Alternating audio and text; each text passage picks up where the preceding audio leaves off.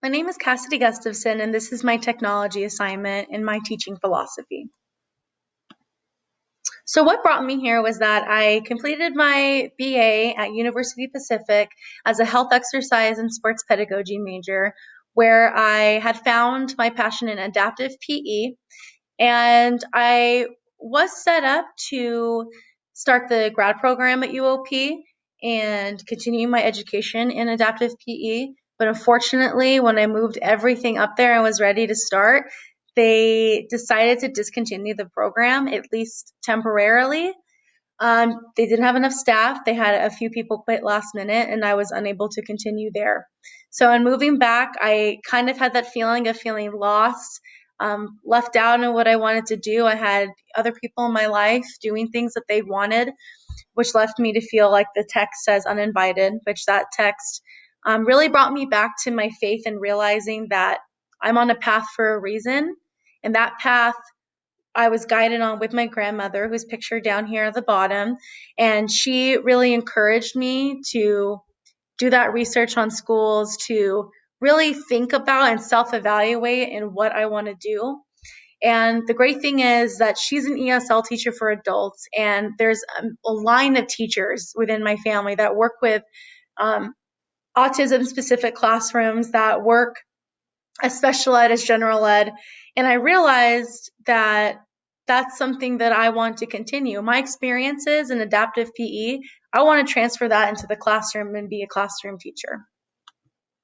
So my philosophical pick is Dr. Maria Montessori, and I asked myself, how did her philosophy of education shape her educational policies and methods in which I agree and plan to implement into my own philosophy? Well, below is the learning triangle, and I found this image on a Montessori site where the teacher sets up the classroom in a way that encourages every child to exercise his or her own independence within a set of boundaries. Now, these classrooms are orderly and calm, and they give the child the opportunity to concentrate and go about their work independently. And the teacher, or as the text from GUTEC explains, that Montessori call teachers directresses, they provide guidance, a support as the child works at his or her own pace. So with children working at their own pace, it's important to understand that children are initially explorers. And this is with any kind of classroom, any grade level. Children should be free to explore and interact with their environment. And Montessori's fundamental principle is that children need the freedom to act to bring about their own growth and development. So within all fields of education, there are 5 ways to ensure that children are able to explore within their own environment. And that is that each child is valued as a unique individual. And what that entails is it's blatantly obvious that each student needs to have their own resources to make sure that they themselves as one are taken care of, because no two children are alike. Number 2 is nurturing order, concentration, and independence. So it's important to remain organized and remain on top of everything you need to be as an instructor, and enforce that concentration level within your students, because if they are able to remain concentrated on what they are tasked to do, that will later transfer into independence in everyday life for them.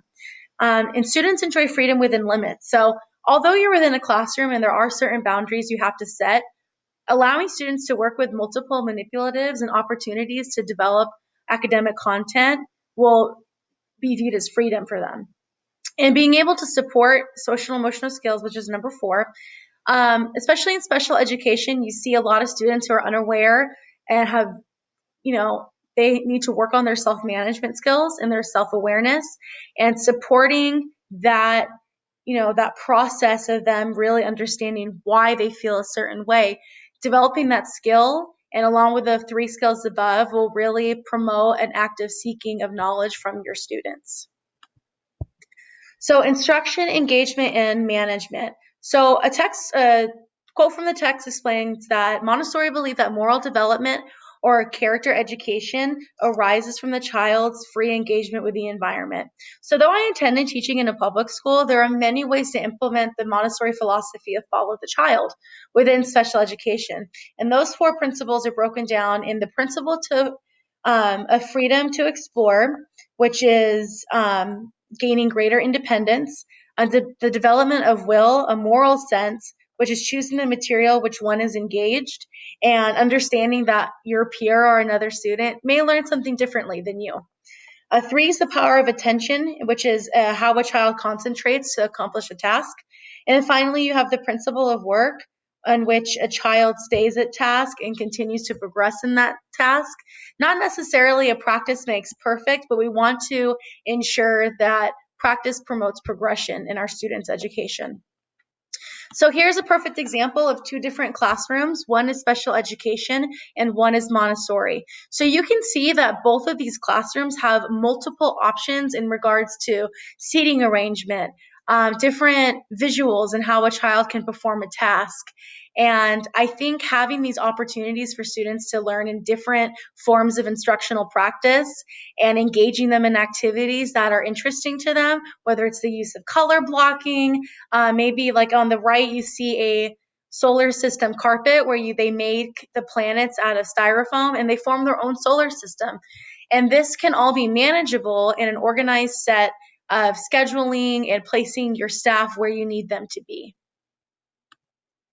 So progressing as an educator, in the way that students learn by use of manipulatives and tactile experiences, I could connect that to my progression as an educator, in which I learned by doing. So my then characteristics are the same as my now characteristics, but they've really transformed into something more meaningful. So my patient and caring has turned into my ability to develop a relationship with my students. My good and basic instructions that I provide can turn into me engaging with my students well into wanting to learn. And then my communicating well with students turns into me understanding nonverbal behavior, such as gestures, walking around, using eye contact. And I put an asterisk under my now characteristics because these characteristics continue to grow and develop. So, what is my current teaching philosophy? Honestly, I can say that it's going to continue to develop over time. And the important thing to know is that my experiences at APU, those foundational principles that I've learned do help, but where you get the most experience is when you work one-on-one and in person with these students. And from those experiences, I can say that my philosophy has progressed tremendously, and understanding that there are a few things. One, child first. What does that child need? And the minute that that child is not a priority, then you're not doing your job as an educator. Two, how can I prepare my staff to make sure that all these resources and staff are available for my student? So what I think is that my current philosophy will continue to progress, just like the pleasure out of teaching that I get and the enjoyment I get out of teaching. So I really hope to see my philosophy really shape as I become more involved within the special education community.